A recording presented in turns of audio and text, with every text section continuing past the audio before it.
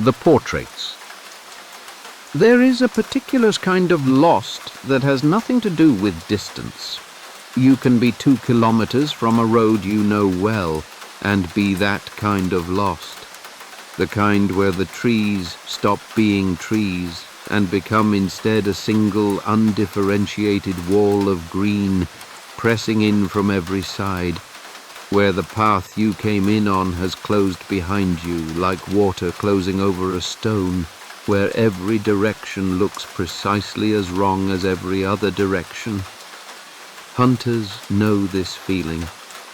They will tell you it comes on fast, faster than you'd expect, and that the first symptom is not panic, but a strange, effortful calm, the mind insisting that you are fine, that you know where you are, that you simply need to think for a moment, think clearly, and the solution will present itself. It is only when the effortful calm fails that the panic arrives, and by then the light is usually going. Dong Hyun had been hunting these forests since he was old enough to carry his father's pack, and he had been lost in them before, and he knew the feeling well enough to recognize it early. He felt it come on in the middle of the afternoon, when the shadows under the pines were still long, but the light overhead was still good. A slight wrongness to the slope of the ground, a creek running in a direction it had no business running, the particular quality of silence that meant he had gone further from the logging roads than he had intended. He had stood still for a moment with his pack on his back and his rifle across his chest, and performed the hunter's honest accounting. He did not know where he was. He had perhaps 3 hours of usable light. He had water and some food and a knife and a box of matches. He was not in danger yet, but he was not in danger, and the distinction mattered. The day's hunt had been nothing. He had walked since before dawn for a deer that had never materialized, following tracks that went cold in the mid-morning and signs that turned out to be older than they looked. This happened.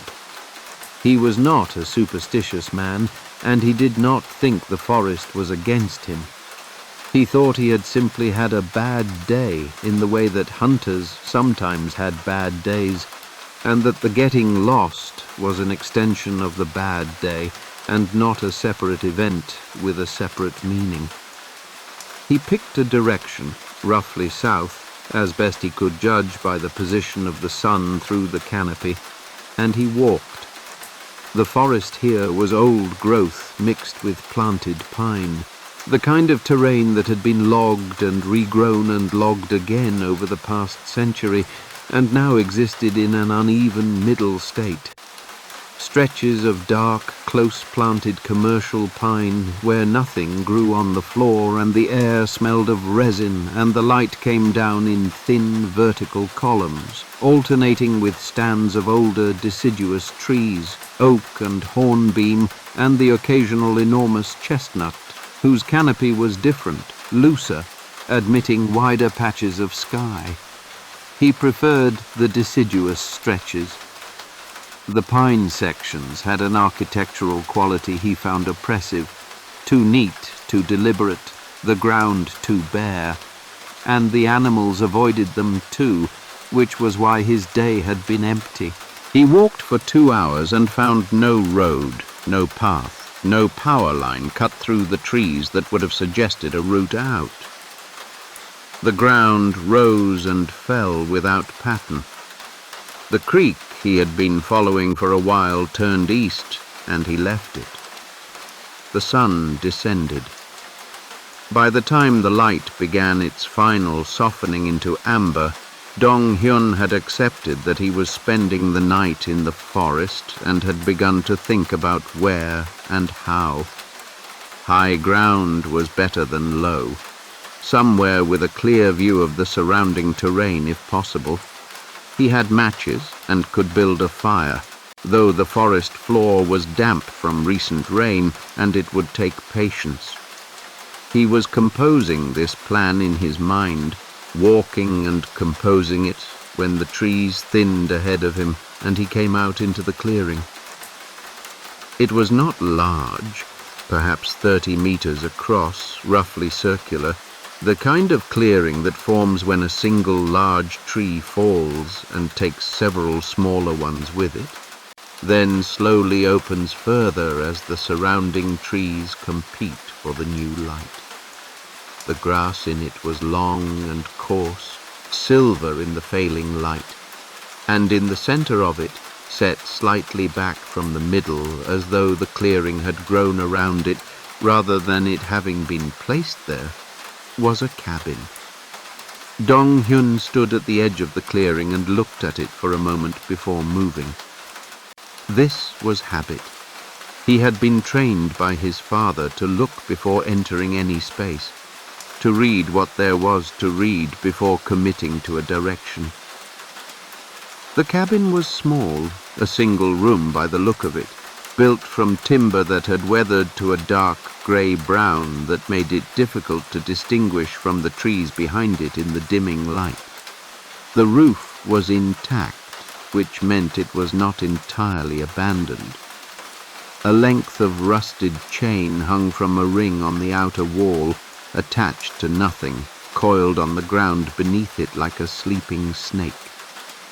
There was one window on the near side, unshuttered, its glass intact and dark. The door, a heavy wooden door with no visible lock, was not fully closed. It stood a few centimeters open, a thin line of interior darkness visible at its edge. He did not call out because something in him did not want to break the silence of the clearing, and this feeling was so immediate and so specific that he registered it without examining it too closely and simply did not call out. He crossed the clearing, his boots wet in the long grass, and pushed the door open with his palm and stood in the doorway looking in. The cabin held a bed, a small table, a cold iron stove, and a single wooden chair. The floor was bare earth, covered in places by a mat of woven straw that had come apart at the edges. There was a smell, old wood and damp and something else, something faintly animal, not unpleasant but present. The smell of a place that things lived near or occasionally moved through. No food, no personal items, no tools, no clothing, no indication of regular habitation. The bed had a blanket, thick wool, folded at the foot. It was too dark to examine the walls in detail. The single window admitted very little of the remaining light, but he could see that they were not bare. They were covered in something he could not immediately make out. He came in. He left the door as he had found it, not closed, not open, a few centimeters of evening air between it and the frame. He set his pack against the wall beside the door and his rifle beside that, within reach, and found his matches, and lit the small stub of candle he kept for emergencies in the bottom of his pack. The candle was barely adequate. It threw a small, uncertain circle of orange light that made the shadows at the edges of the room swim rather than sit still. But it was enough to see by, and he held it up and looked at the wall. Portraits. The walls were covered in portraits, edge to edge, without gaps between them, in frames of varying sizes hung so close together that the frames themselves overlapped.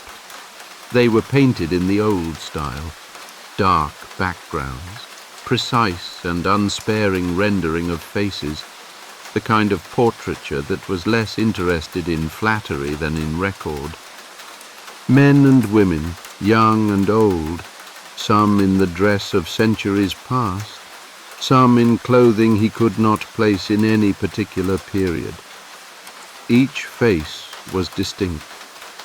Each face had been painted by someone who looked carefully at their subject, who caught not just the arrangement of features, but the quality of attention behind the eyes, the particular way a person holds their face when they know they are being observed and are deciding what to show. He stood with the candle and looked at them for a long time. They were remarkable. Whatever this place was, a hunting shelter, a hermit's cabin, a structure whose original purpose was now obscured entirely by time and neglect. Whoever had lived here had filled it with these faces, had surrounded themselves with them so completely that from the bed you would wake in the morning already watched, already enclosed by eyes.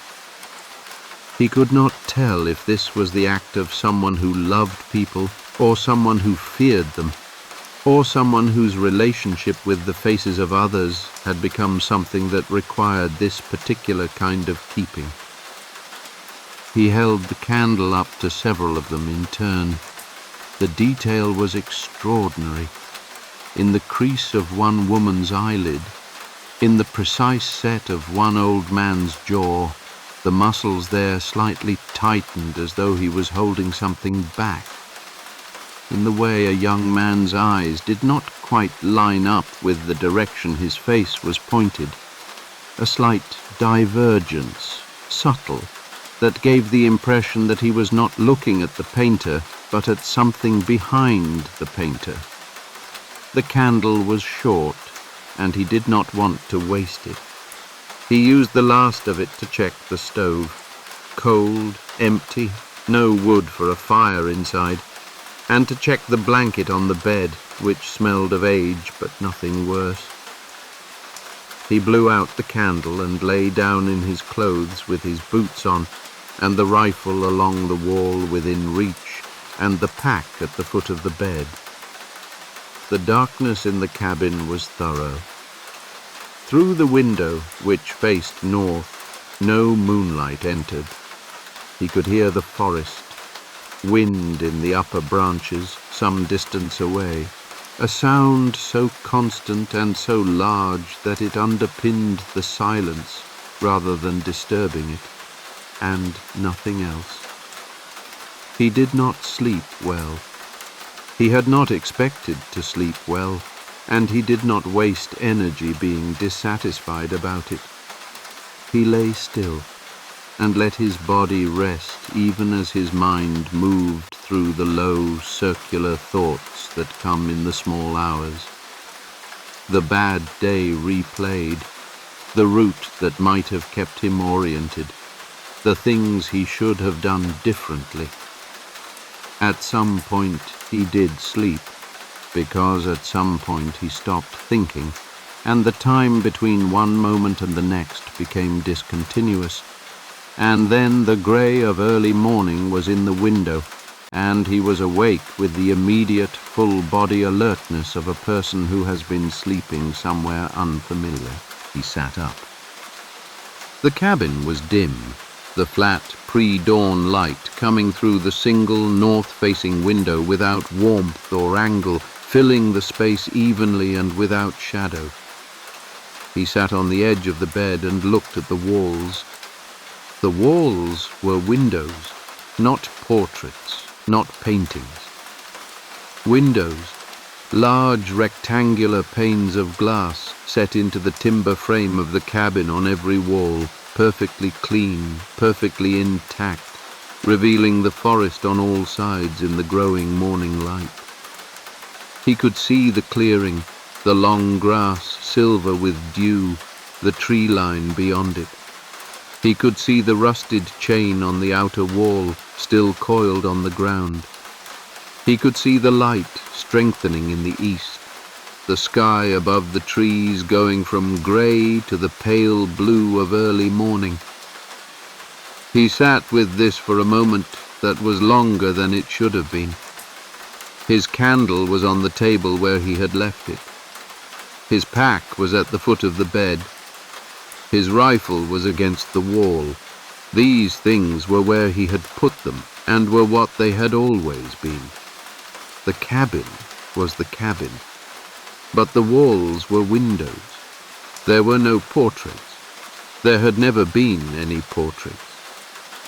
He had come in last night with a stub of candle that threw unsteady light in a small circle, and he had looked at the walls, and what he had seen on the walls had been the reflections of the forest outside, captured in the glass of the windows in the total darkness of a moonless night.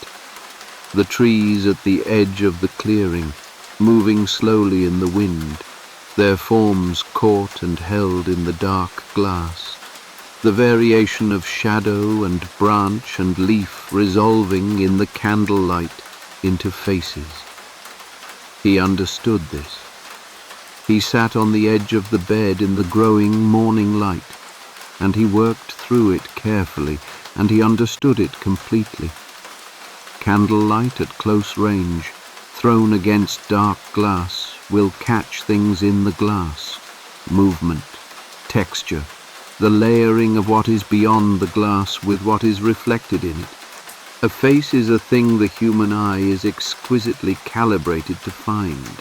It will find faces in wood grain, in clouds, in the pattern of shadows on a ceiling, because finding faces quickly was once the difference between surviving a night in the forest and not surviving it.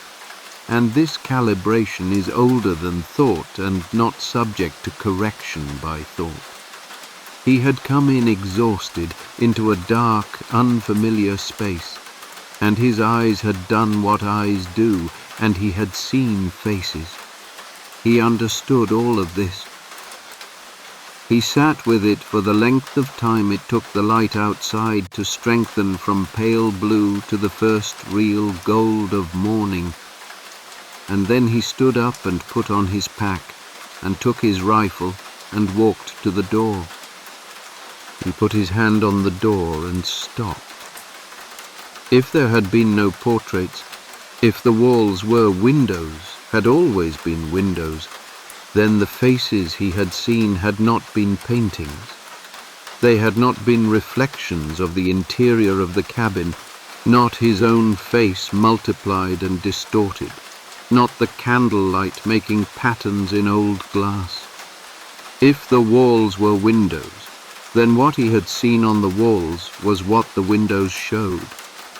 The forest at night, with a candle held up close to the glass so that the interior was lit and the exterior was dark, and the glass was effectively a mirror, and this was the part he sat with, the part that his careful, systematic explanation had brought him to and now stopped at.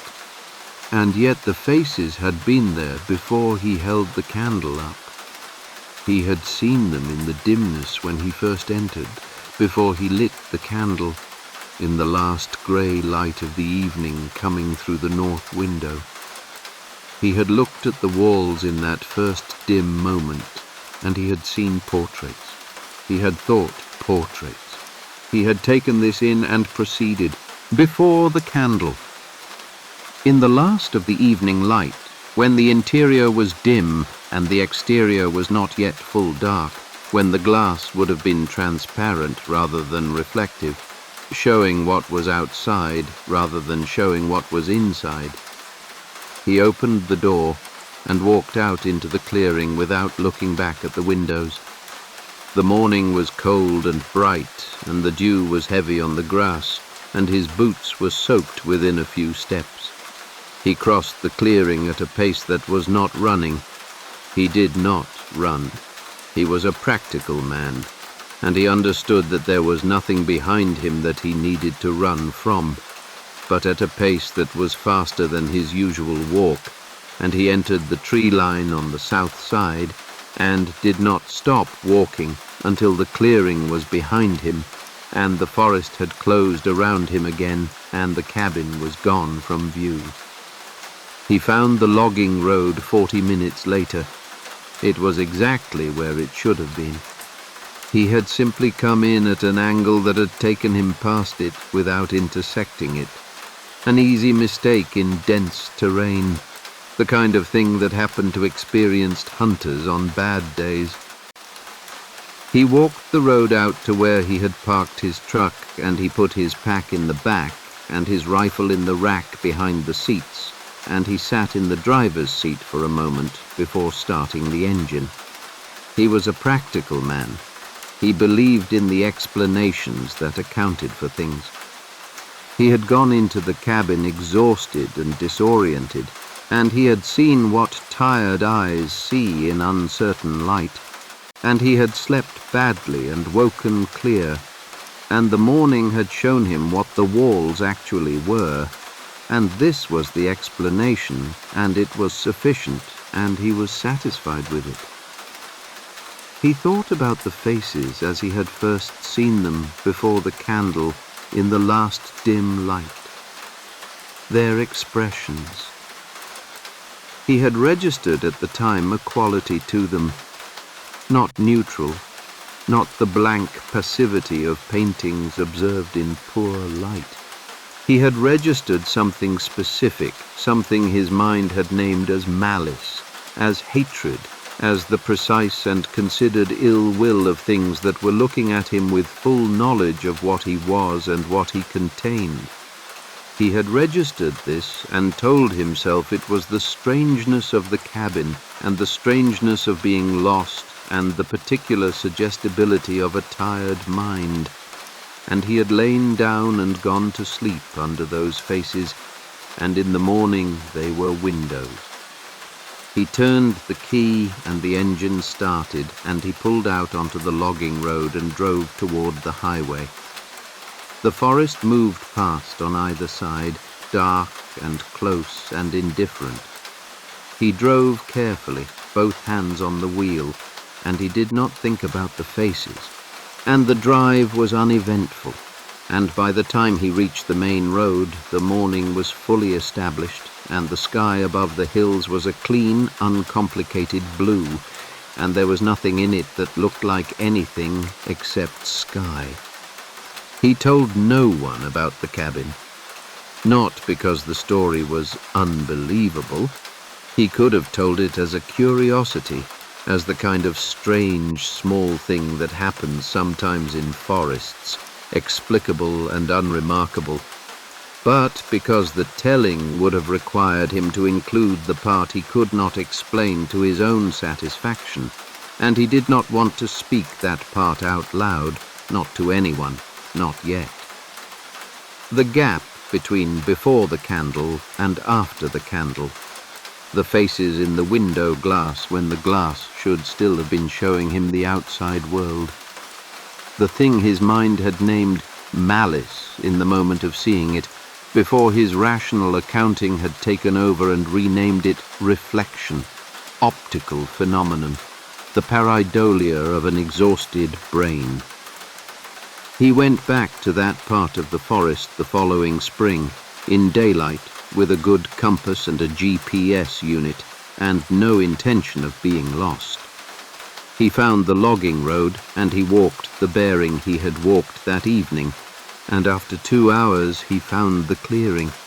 The cabin was there. Its roof had partially collapsed over the winter, one corner caved in by the weight of snow. The door was open further than he had left it. He stood at the edge of the clearing for a moment the same way he had stood at it on that first evening, reading what there was to read before committing to a direction. He did not go in. He stood in the long grass at the edge of the clearing in the full light of a spring morning, and he looked at the cabin, and he looked at the windows, 4 of them, clean and intact despite the collapsed roof, set into the walls on all sides, showing the forest behind him, showing the sky, showing the clearing and the grass, and, in the nearest pane, the reflection of a man standing very still at the tree line with a pack on his back, looking in. He looked at his own reflection for a moment. Then he turned around and walked back into the forest and did not return. What the river keeps. There are rivers in Korea that remember things. Not the wide tourist brochure rivers with their promenades and their weekend fishermen and their bridges lit up gold at night. Those rivers have been civilized into forgetting. The rivers that remember are the older ones, the narrow ones, the ones that move through countryside rather than city, that run between rice paddies and hillsides thick with pine, that carry in their current the same water that has passed through the same channels for longer than anyone can trace. The river on the edge of Yonpo village, on the quiet western outskirts of Incheon, was one of those rivers. It ran south toward the sea, cutting through low farmland before broadening into the tidal flats where the Yellow Sea began. It was deep in places no one had ever thought to measure, and its surface was the kind of still that looks like calm but is actually something else entirely. The kind of still that is simply the top of something much larger moving very slowly underneath. Yeonpo was a small place, the sort of village that larger maps sometimes omit, and smaller maps mark only with a dot and a name in fine print. There were perhaps 300 residents, a convenience store that doubled as a post office, a school that shared its building with the community meeting hall, and a temple on the hillside above the paddies whose bell could be heard across the whole valley on still mornings. The people there were farmers and fishermen, and the grown children of farmers and fishermen who had stayed when their siblings left for Seoul and Busan and Incheon proper. They were practical people, unsentimental in the way that people who work close to the land tend to be. They did not discuss the Mulguishin openly. They did not make a performance of believing in it. But neither did they go to the river after dark in July, and they did not let their children play on the south bank, even in the middle of summer afternoons. And when visitors arrived during the 7th lunar month and asked about the water, the villagers would give a short answer and find somewhere else to be. The 7th lunar month was what outsiders called Ghost Month, the period each year when, according to belief so old it predated any particular religion, the boundary between the living and the dead grew thin. In most of Korea, this was acknowledged with rituals, with food offerings set at thresholds, with incense and paper, and the careful burning of things meant for the dead to receive. In Yeonpo, those observances were performed with a particular seriousness, a particular thoroughness that visitors sometimes found excessive. They were not excessive. The villagers had reasons for their thoroughness that went back further than living memory, and had been refreshed in the more recent past by events that no one in the village wanted to explain to strangers. The Mulguishin, the water ghost, the river spirit, the drowned woman in the white hanbok, had been part of Yeonpo's landscape for as long as the oldest residents could remember being told things by people who were themselves old. She was seen, when she was seen at all, in the early morning, when river mist lay thick over the south bank and the light had not yet decided what it wanted to be. A pale figure in the white of morning, moving through the fog with her long dark hair loose around her, her hanbok heavy with water that never quite dripped, her feet, those who had seen her close enough to report on her feet, never quite touching the ground. She did not shriek. She did not perform. Those who had seen her described above all else her stillness, the quality of her attention, the sense that she had been waiting in that particular place for a very specific someone for a very long time, and that she was patient in the way that only the dead can be patient, because the dead have nothing left to lose by waiting. Who she had been in life was a question Yonpo had argued about for generations. Some said she was a young woman from the village itself, drowned in the river 100 years ago, or 200 years ago, or 3. The number changed depending on the teller. Some said she had come from elsewhere, washed down from the hills in a flood, and that her unfinished business was not with Yonpo at all, but with some place further upstream that no longer existed. The temple's head monk, an elderly man named Venerable Hyecho, who had served at Yonpo for 40 years, and who gave the impression of a person who had seen enough of the world to be surprised by very little of it, said simply that she was a soul that had not been properly mourned. That someone, somewhere in her history, had failed to observe the right rituals, had left her untethered, and that the river had become her anchor by default. Not because she wanted the water, but because the water was where she had been left. He said this without drama.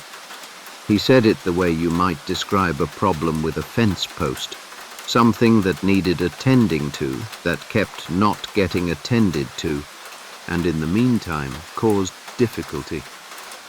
What everyone agreed on, the farmers, the fishermen, the monk, the old women who had lived in Yonpo their entire lives and knew its moods the way they knew their own, was that the Mulguishin was most dangerous to the young, to those still unfinished themselves, still in the process of becoming. There was something in her reaching, in her particular sorrow, that resonated with the unfinished, that found purchase in young hearts already stretched thin with longing and uncertainty. And when she reached for the living, it was not always with violence. Sometimes, the old women said, it was harder than violence. Sometimes she reached with such a raw and unmistakable need that the person she reached for felt it not as a threat, but as recognition. Felt it and leaned toward it the way you lean toward warmth without meaning to, before you understand what you are leaning toward. Han Minjun was 17 years old, and had been under a kind of pressure for so long that he had stopped noticing it was pressure and had simply come to understand it as the texture of his life. He was the eldest son of a family that had sacrificed considerable things for his education. His father worked double shifts at a factory in Incheon proper. His mother tutored neighborhood children in the evenings to cover the cost of Minjun's cram school fees. His younger sister, Hana, who was 12 and considerably cleverer than Minjun in ways he both recognized and was ashamed to resent, wore shoes that were a size too small because new ones could wait until after Minjun's college entrance exams. The exam was 7 months away. Minjun had been living inside those 7 months for the past 2 years, and the closer they got, the more they felt less like a finish line and more like a cliff edge, something that ended things rather than began them. The river was his. That was how he thought of it. Not literally. He knew perfectly well that the south bank was where people in the village were not supposed to go, had been told so since childhood, had filed this information alongside other childhood information about things that were not done without questioning it very much. But the north bank, the shallow side where the current ran fast and clear over pale stones, the side the village used for washing and for fishing and for the cooling of feet on summer evenings, that bank had been his since he was small.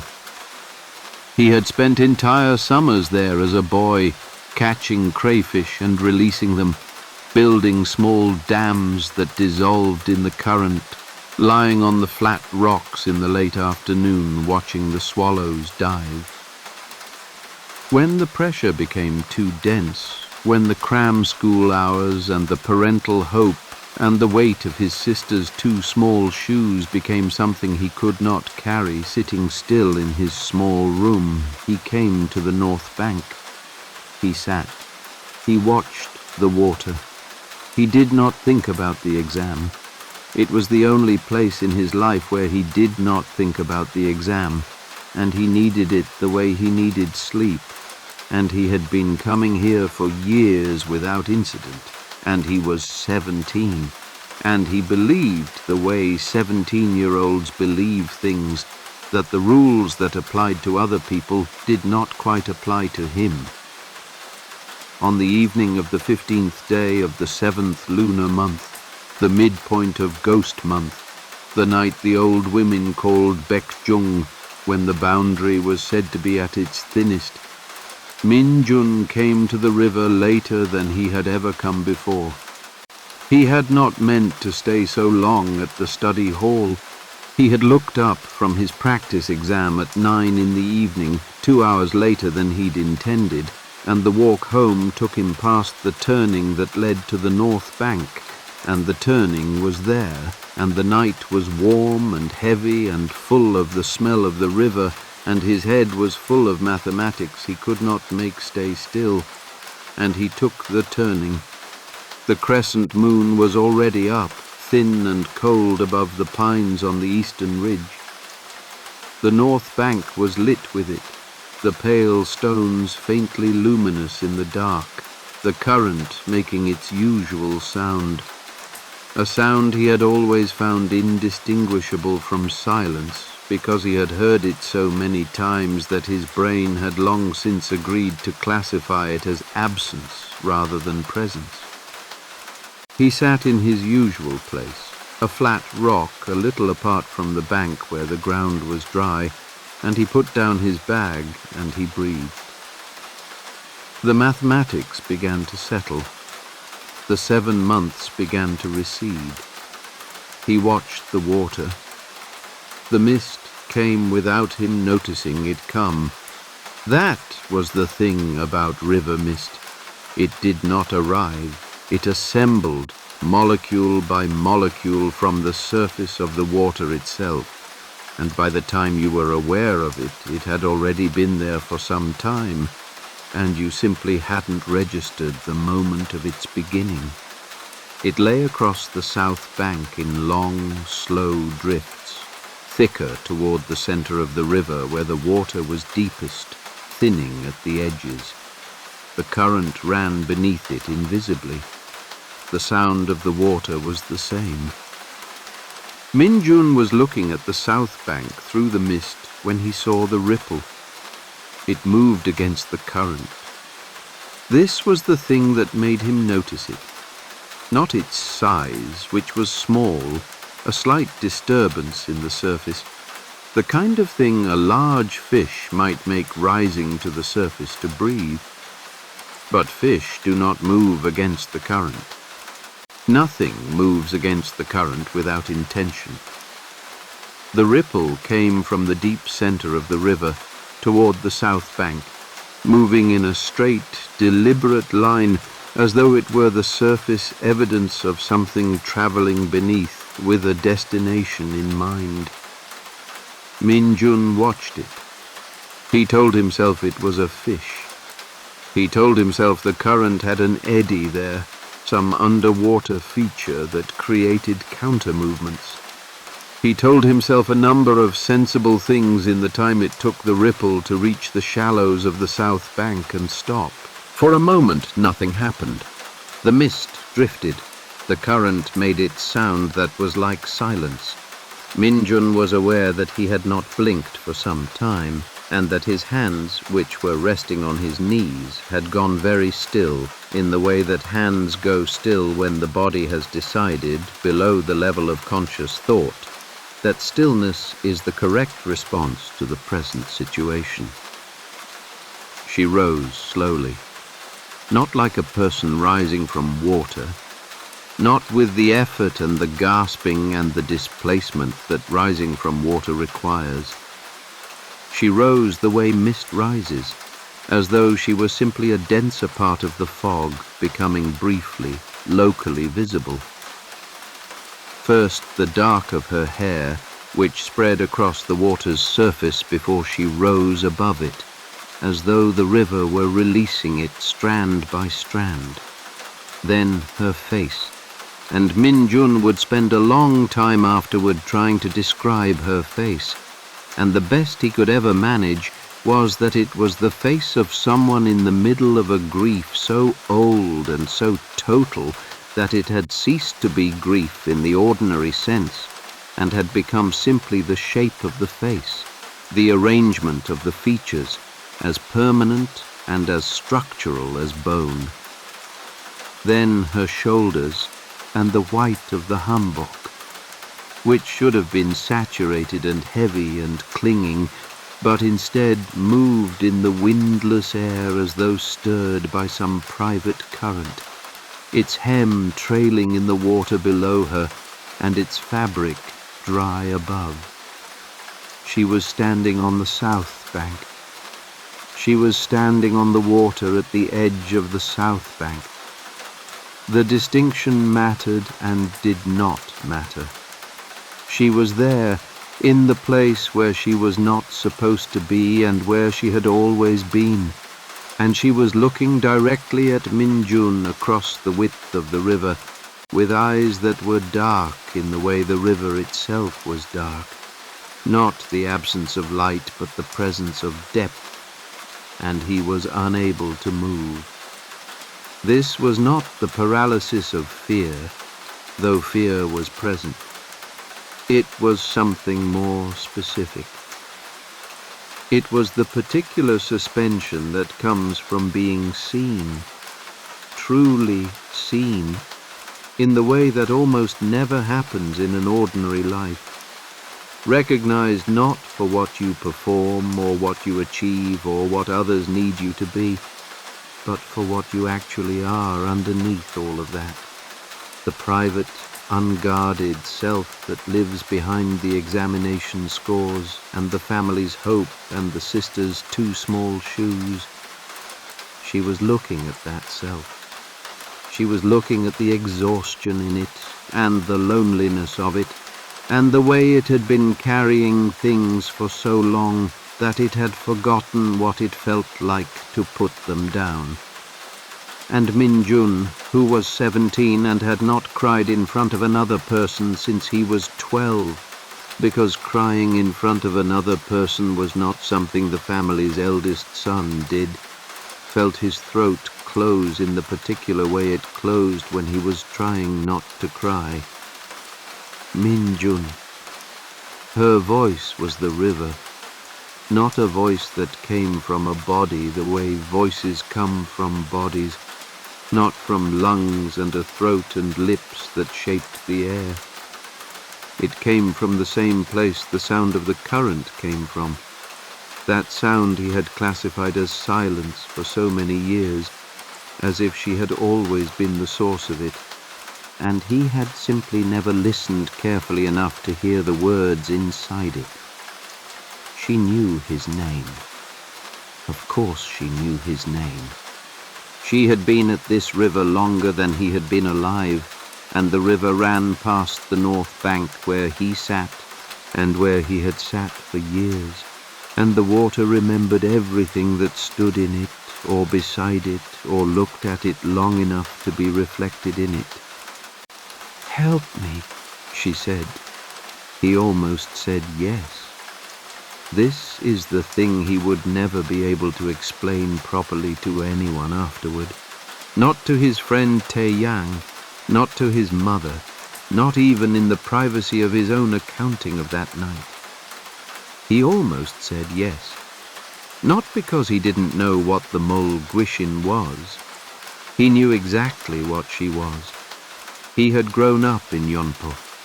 He had heard the stories from the time he was old enough to be told things children needed to know for their own safety.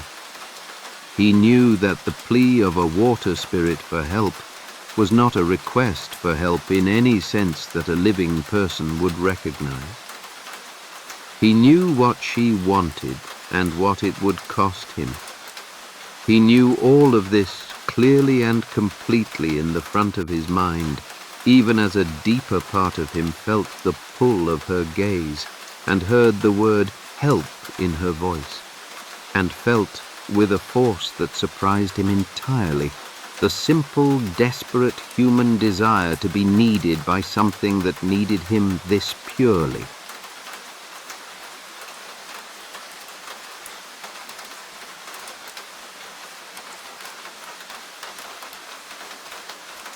The 13th reflection. There is a part of Seoul that the city forgot to demolish. It sits wedged between the gleaming glass towers of the Mapo district and the neon-bright chaos of the night markets, a pocket of the past that the 20th century left behind and the 21st can't quite seem to erase. The streets there are narrower than they should be, the buildings older than anyone remembers them being built, and the light, even on the clearest summer afternoon, arrives at an angle that makes everything look like a photograph taken just slightly out of focus. Locals call it the Gurimja block, the shadow block. Not on any official city map by that name. It's the kind of name that grows from whispers rather than signage. Most of the Gurimja block's buildings are occupied. Cramped apartments above cramped noodle shops, a dry cleaning establishment that has been run by the same family for 3 generations, a tiny convenience store whose fluorescent light buzzes at a frequency that sets your teeth on edge. But at the center of the block, at the intersection of 2 lanes barely wide enough for a single car, stands a building that has been empty for as long as anyone alive can remember. It is 11 stories of grey, poured concrete. The windows are dark, not curtained or boarded, simply dark, as though the rooms behind them absorb light rather than reflect it. The front entrance, a pair of glass doors with 1 pane missing and replaced by a sheet of plywood, is always slightly ajar. Not open enough to suggest welcome, open just enough to suggest that something inside wants air. The building has no official name. City records refer to it as the Yeonhwae Residential Complex, Construction Phase 2, though Phase 1, if it ever existed, is nowhere to be found. Among the residents of the Gurimja block, it is called simply Gyeonmul, that building. And at the heart of that building, past the lobby with its cracked tile floor and its smell of old concrete and something else, something faintly sweet, like flowers left too long in a vase, there is an elevator. The elevator in the Yeonhwae complex is original to the building, which, depending on who you ask, makes it somewhere between 40 and 60 years old.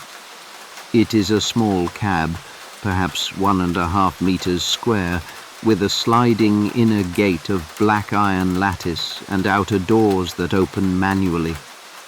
The mechanism that drives it is hidden somewhere in the shaft above, and it makes a sound unlike any other elevator in Seoul. A low, rhythmic groan, almost organic, like the settling of an old house during a cold night, except that the sound continues whether the elevator is moving or not.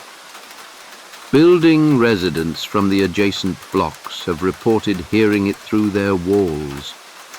Not every night, just some nights. Just the nights when it matters. The interior of the elevator cab is lined with mirrors. This was apparently fashionable in elevator design at a certain period, the illusion of space in a confined car. But whoever chose the mirrors for the Yeonhwae elevator was either unaware of or indifferent to their precise arrangement. 3 walls are fully mirrored, floor to ceiling, in glass that has aged to a slightly silver-green tint. The 4th wall, where the doors are, has a narrow mirror on either side. Stand in the center of the cab, and you will find yourself reproduced infinitely. Ahead of you, behind you, left and right. Your reflection repeated in a corridor that appears to recede not just into distance, but into something else. Into depth that shouldn't be there. Into darkness that the mirrors themselves seem to generate rather than merely reflect. On ordinary nights, this is simply unsettling in the way that all infinity mirrors are unsettling.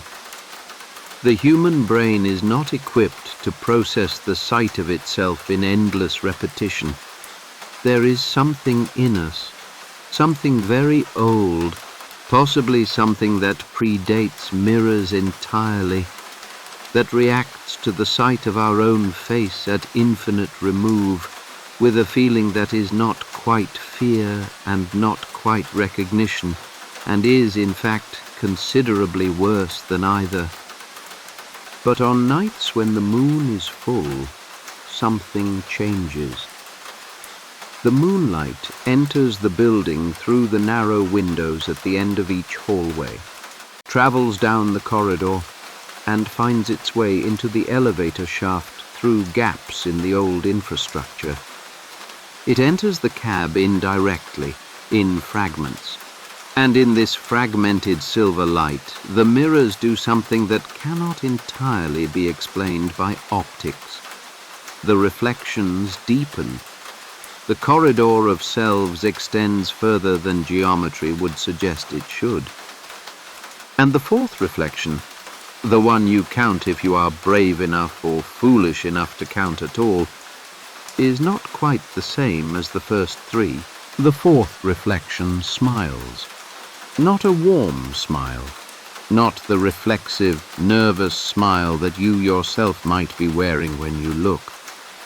A different smile, slow and private, and directed at something it knows that you do not, something it has had a very long time to think about.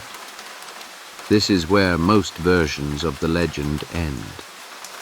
The 4th reflection, the smile, the suggestion that you should not look further, that you should press the button for your floor immediately, that you should keep your eyes on your feet, that you should recite something, a prayer or a song or a list of people you love, anything that anchors you to the world outside the glass. Because the legend does not end at the 4th reflection.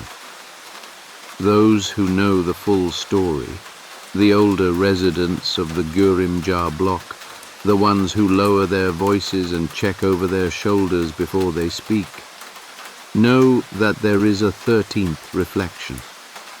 The 13th reflection is not smiling. The 13th reflection is not doing anything at all. It is simply standing there, in the silver-green depths of the mirror corridor, and it is watching. And its eyes, even at the distance the 13th reflection implies, a distance that should make features indistinguishable, that should reduce you to a smear of color and shape.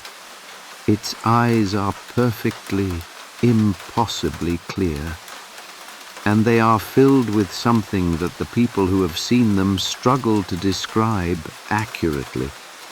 Not anger, not hunger, something more purposeful than either. Something that suggests not that it wants to harm you, but that harming you is simply the next logical step in a very long process that has nothing to do with you at all. No one knows who the ghost is. Some say it is a woman who died in the elevator during the building's brief period of occupation in the 1980s. A malfunction, a power cut, a night alone in the lattice cage. Some say it is older than the building, that it was here before the concrete was poured and simply found the mirrors to its liking. The oldest residents of the block, the ones who moved here as children and never left, say neither of these things. They say only that it has always been there, and that the mirrors did not create it. The mirrors simply gave it something to stand behind. Park Ji-eun was 22 years old, in her final year of a folklore and cultural anthropology degree at Yonsei University, and she did not believe in ghosts. This was not incuriosity. Ji-eun was, in fact, extraordinarily curious. The kind of person who read footnotes first and turned down corners on pages she intended to return to, which she always did. She had spent 3 years studying the mechanics of belief, why human beings construct supernatural explanations, what psychological and social functions those explanations serve, how the same story mutates across generations and geographies to serve the specific fears of specific communities. She found this genuinely fascinating. She simply did not find it frightening. Understanding the engine of a story, in her experience, made the story lose its teeth. She had come across the elevator ghost of the Geurim-ja block in her research for her senior thesis on urban legends in rapidly modernizing Korean cities. The legend was, by academic standards, a rich specimen, unusually consistent across its many versions, unusually specific in its detail, with a clear geographic anchor and a set of trigger conditions that had the elegant internal logic of classical folklore. She wanted to visit the building. She wanted to stand in the elevator and document the experience from the inside. Getting her friends to come with her was harder than she'd expected, which itself told her something about the legend's persistence and power. In the end, 4 of them made the trip. Ji-eun herself, her closest friend Cho Soo-yeon, who would agree to nearly anything as long as it made a good story afterward. A philosophy student named Baek Tae-yang, who had an elaborate framework for distinguishing genuine fear from the pleasurable simulation of fear, and who was there to test it empirically, and Han Min-jun, who came only because Soo-yeon was going, and who spent the entire subway ride to the Mapo district explaining in precise detail why this was a terrible idea. Min-jun was, in many ways, the most honest person in the group. They arrived at the Geurim-ja block just after 11 on a night in late October, when the full moon hung so large and clear in the sky that Ji-eun's first thought, stepping off the subway, was that it looked artificial, like a theatrical prop, like someone had hung it there specifically for the occasion, which she noted and dismissed as exactly the kind of atmospheric thinking she was there to observe rather than indulge. The block was quieter than she'd expected. The noodle shops were closed.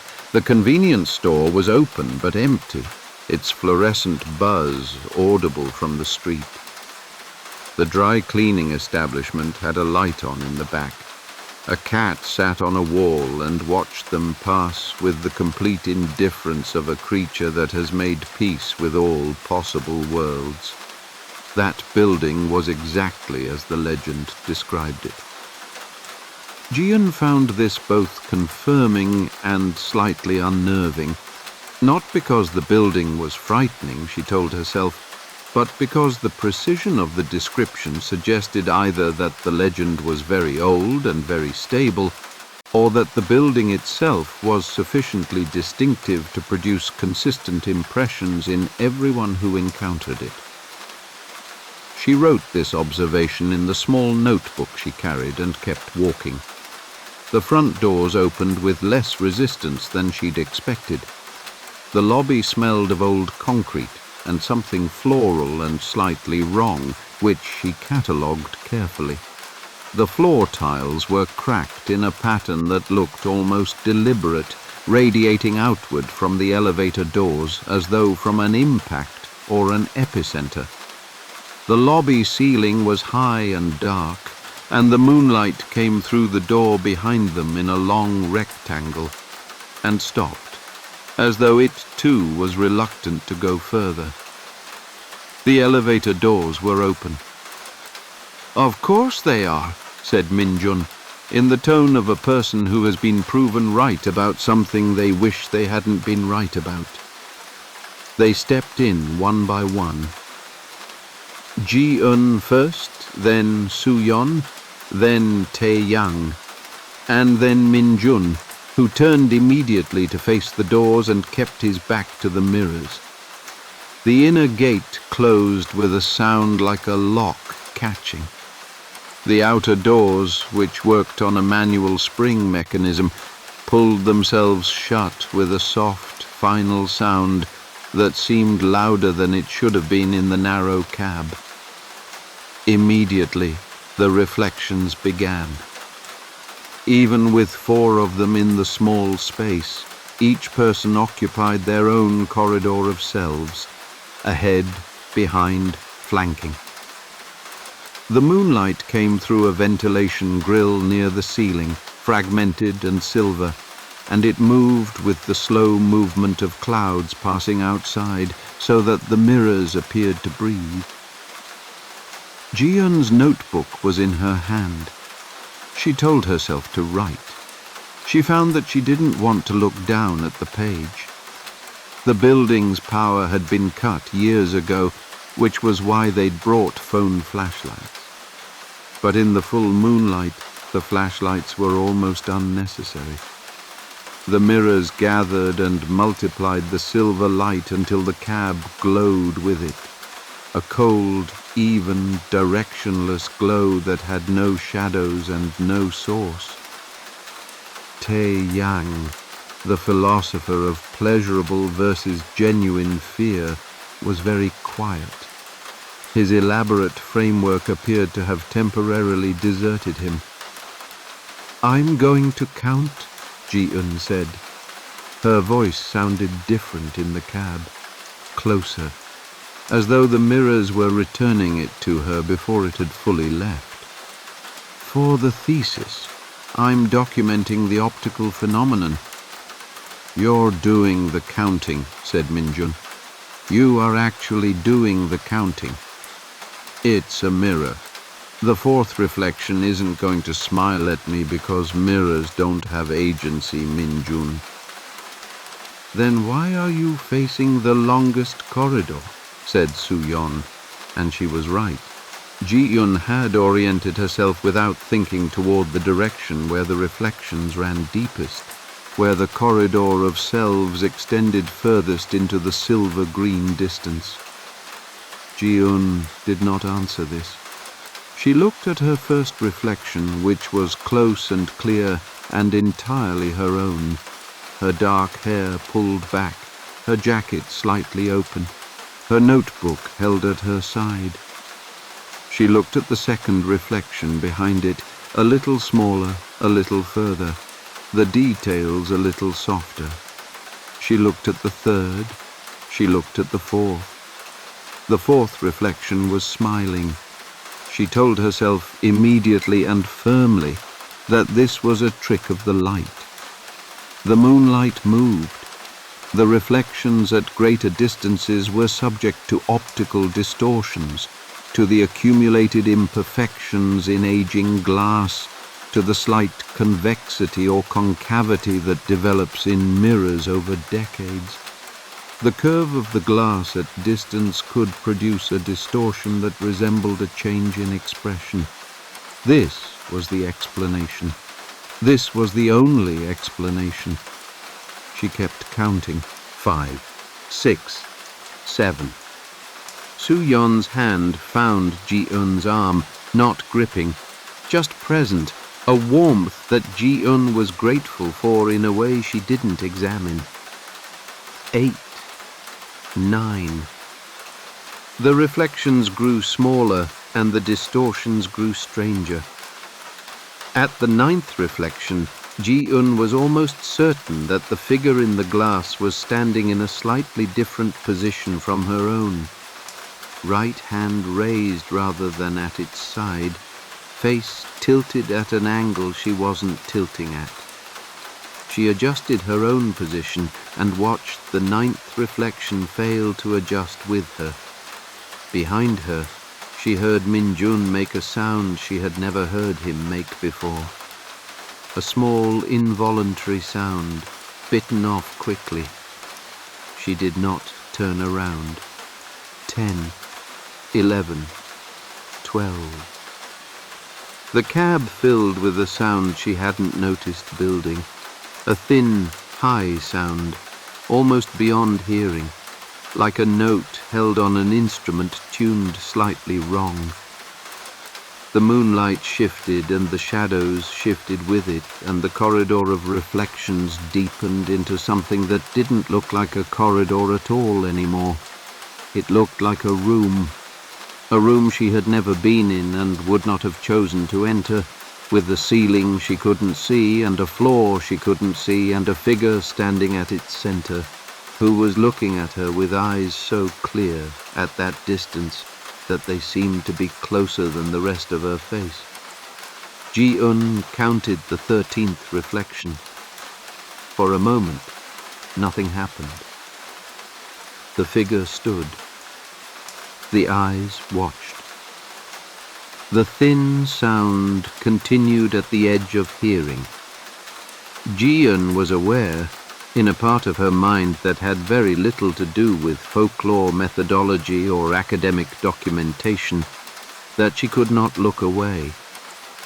That something in the quality of the gaze, patient and certain and vast, in the way that only things which have been waiting for a very long time can be vast, had reached through the glass and through the space between the reflections, and through all her careful, practiced rationalism, and found the part of her that was simply a human animal in a small, enclosed space, and grabbed it.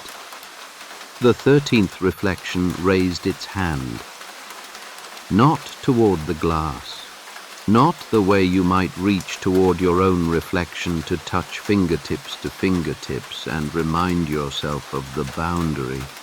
It raised its hand as though it had heard something, far back in the room that was not a room, far back in the darkness that had nothing to do with optics or moonlight, as though it was preparing.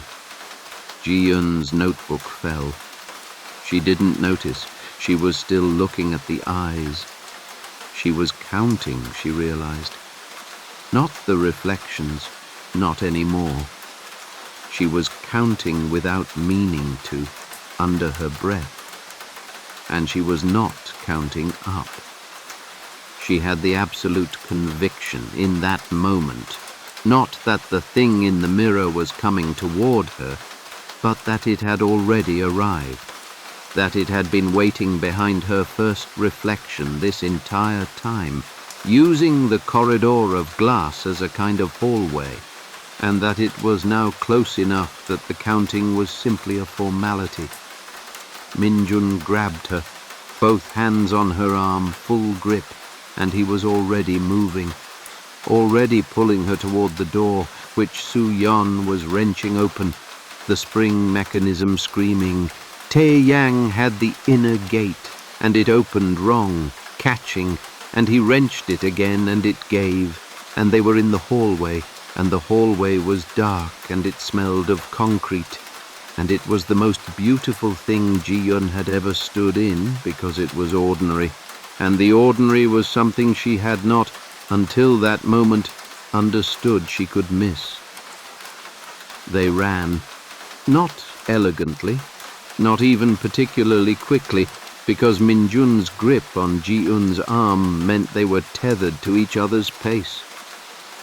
But they ran until they were in the lobby, and then through the lobby, and then past the plywood door and out onto the street, where the moonlight fell on the pavement like something innocent, and the cat on the wall was still there, still watching them with complete indifference, and the neon signs of the closed noodle shops reflected on the wet cobblestones in streaks of red and gold. Nobody spoke until they were on the main road. Then Min-jun said very quietly, "I saw 14. No one asked what he meant. No one needed to. They agreed on the subway home not to talk about it. This was Ji-eun's suggestion, and it was accepted with a unanimity that itself said something. Soo-yeon stared at the window of the train car for the entire journey and did not say that the darkness in the glass kept arranging itself into something she recognized. Tae-yang abandoned his framework entirely and did not try to reconstruct it. Min-jun sat very close to Ji-eun and did not mention the 14th reflection again. Ji-eun's thesis, when she submitted it 3 months later, did not include a chapter on the elevator ghost of the Gyeorimja block. She told her advisor that the building had been inaccessible. Her advisor, who had known Ji-eun for 3 years and recognized the particular quality of the steadiness in her voice when she said this, did not press her. The mirrors were the problem. Not as a concept. Ji-eun understood the concept, had always understood it, had built her entire academic framework on the premise that understanding was a form of immunity.